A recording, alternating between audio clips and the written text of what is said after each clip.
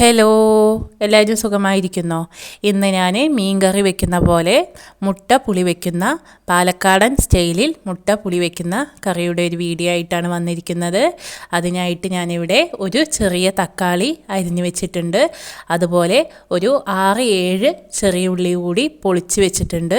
പിന്നെ ഒരു നാരങ്ങയുടെ വലിപ്പത്തിലുള്ള ഒരു പുളിയും പിന്നെ കുറച്ച് കറിവേപ്പിൻ്റെ ഇലയും 4 പച്ചമുളകും അതുപോലെ തന്നെ ഒരു 1.5 കപ്പോളം തേങ്ങയും ചിരകി മാറ്റി വെച്ചിട്ടുണ്ട്. അതുപോലെ ഒരു 5 മുട്ടയും കൂടി എടുത്തു വെച്ചിട്ടുണ്ട്. ഇനി നമുക്കിതിലേക്കുള്ള പൊടികളൊക്കെ ഒന്ന് നോക്കാം.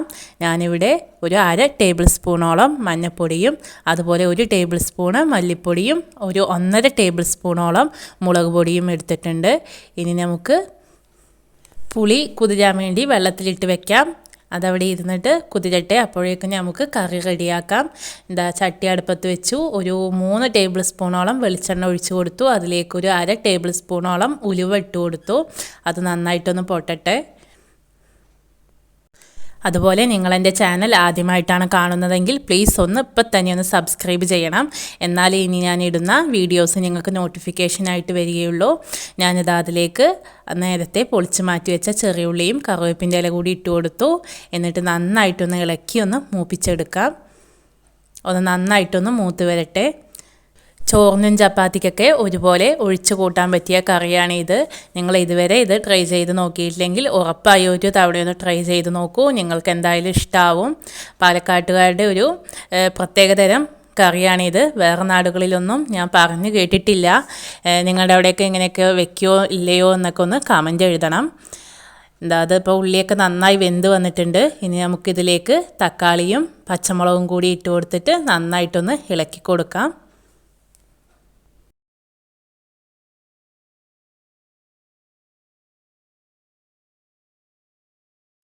ഇതിലേക്ക് ആവശ്യമായ ഉപ്പും കൂടിയും ചേർത്തി കൊടുത്ത് ഫ്ലെയിം ഒന്ന് സിമ്മാക്കി വെച്ചിട്ട് അടച്ച് വെച്ച് വേവിക്കാം.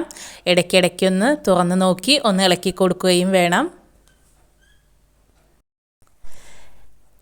ഇപ്പോൾ ഇവിടെ ഉള്ളിയും തക്കാളിയൊക്കെ നല്ലപോലെ വെന്ത് വന്നിട്ടുണ്ട്. ഇനി നമുക്ക് ഇതിലേക്ക് നേരത്തെ മാറ്റി വെച്ച പൊടികൾ ഇട്ട് കൊടുക്കാം. പൊടികൾ ഇട്ട് കൊടുത്ത് പൊടികളുടെ പച്ചമണം മാറുന്ന വരെ ഒന്ന് നന്നായിട്ടൊന്ന് എണ്ണയിലിട്ടിട്ടൊന്ന് ഇളക്കി കൊടുക്കാം. ഇനി അതിലേക്ക് നേരത്തെ പിഴിഞ്ഞ് മാറ്റി വെച്ച പുളിയുടെ വെള്ളം കൂടി ഒഴിച്ചു കൊടുത്ത് ഒന്ന് ഇളക്കി കൊടുത്ത് തീയൊന്ന് കൂട്ടി വെച്ച് കൊടുക്കുക. എന്നിട്ട് അടച്ച് വെച്ച് ഇതൊന്ന് തിളയ്ക്കുന്ന വരെ ഒന്ന് വെയിറ്റ് ചെയ്യാം.